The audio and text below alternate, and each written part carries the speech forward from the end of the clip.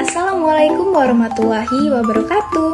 Hai semuanya, perkenalkan aku Putri Nadira Rizkia dengan NIM 240410600173.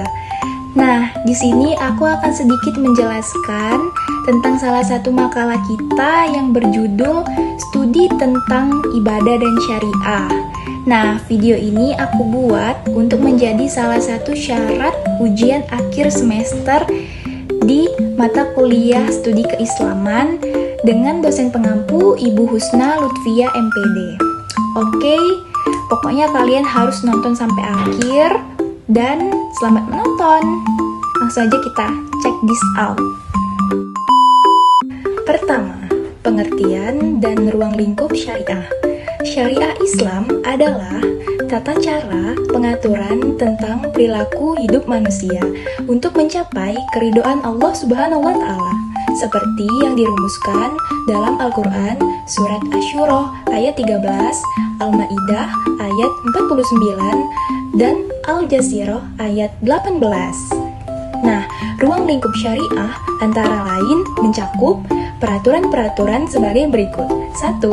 Ibadah, yang peraturan-peraturan yang mengatur hubungan langsung dengan Allah Subhanahu wa Ta'ala, yang terdiri dari rukun Islam dan ibadah lainnya yang berhubungan dengan rukun Islam. Kedua, ada muamalah, yaitu peraturan-peraturan yang mengatur hubungan seseorang dengan lainnya dalam hal tukar-menukar harta. Yang ketiga, ada munakahat, yaitu peraturan-peraturan yang mengatur hubungan seseorang dengan orang lain dalam hubungan berkeluarga. Yang keempat, ada jinayah, yaitu pengaturan yang menyangkut pidana. Yang kelima, ada syiyasah, yaitu menyangkut masalah-masalah kemasyarakatan.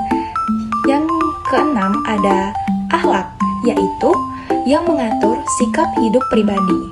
Dan yang terakhir ada peraturan-peraturan lainnya seperti makanan, minuman, persembelihan, dan lain sebagainya. Nah, yang selanjutnya ada pengertian ibadah. Secara umum, ibadah berarti mencakup perilaku dalam semua aspek kehidupan yang sesuai dengan ketentuan Allah Subhanahu wa Ta'ala, yang dilakukan dengan ikhlas untuk mendapatkan ridho Allah Subhanahu wa Ta'ala. Selanjutnya yaitu adalah sumber-sumber syariah. Satu adalah Al-Quran. Menurut bahasa, Al-Quran itu berarti bacaan. Al-Quran adalah penghimpunan wahyu Allah Subhanahu wa Ta'ala yang diturunkan kepada Nabi Muhammad SAW, yang dihimpun dalam sebuah kitab suci yang menjadi pegangan bagi manusia. Dalam hubungannya dengan risalah Nabi Muhammad SAW, Al-Quran berfungsi sebagai mukjizat, yaitu berfungsi melemahkan argumentasi yang menentang kerasulan Muhammad.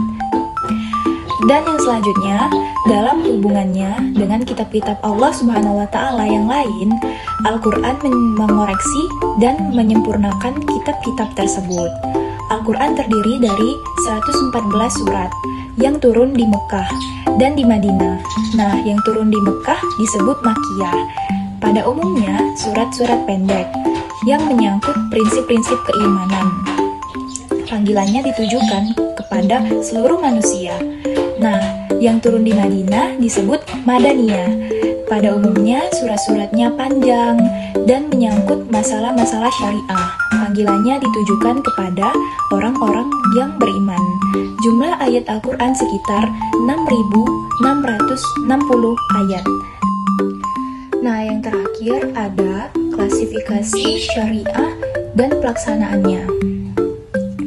Syariah dapat diklasifikasikan sebagai berikut, yaitu pertama, yang termasuk wajib, yaitu suatu ketentuan yang menurut pelaksanaannya dilakukan mendapat pahala dan tidak dilakukan mendapat dosa. Contohnya, yaitu kewajiban melaksanakan rukun Islam.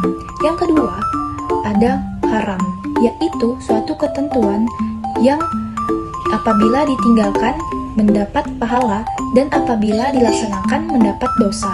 contohnya zina, minum minuman keras, dan lain sebagainya. Yang ketiga ada kelompok sunnah, yaitu sesuatu ketentuan yang dianjurkan apabila dilaksanakan mendapat pahala dan apabila ditinggalkan tidak mendapat dosa. Contohnya sholat rawatib dan lain sebagainya. Yang keempat, kelompok makruh, yaitu suatu ketentuan yang menganjurkan untuk ditinggalkannya sesuatu itu. Apabila ditinggalkan mendapat pahala dan apabila dikerjakan mendapat dosa. Contohnya, makan bau-bauan, merokok, dan lain sebagainya. Nah, yang selanjutnya adalah pelaksanaan syariah. Pelaksanaan syariah di dalam Islam ini sangat berhubungan erat dengan kondisi. Sebagai contoh, orang yang tidak mampu untuk melaksanakan sesuatu kewajiban secara normal, maka dia pasti melaksanakannya dengan cara lain, sesuai dengan kekuatan, keyakinan, dan kondisi. Oke teman-teman, mungkin segitu aja video penjelasan dari aku tentang salah satu makalah kita yang berjudul Studi tentang Ibadah dan Syariah. Semoga video ini bisa bermanfaat buat kalian semua dan bisa dapat dipahami, dicerna dengan baik. Apabila ada salah kata dan kekurangan, mohon dimaafkan. Wajarlah manusia, bukan nabi boy. Oke, terima kasih. Wassalamualaikum warahmatullahi wabarakatuh. See you, bye-bye.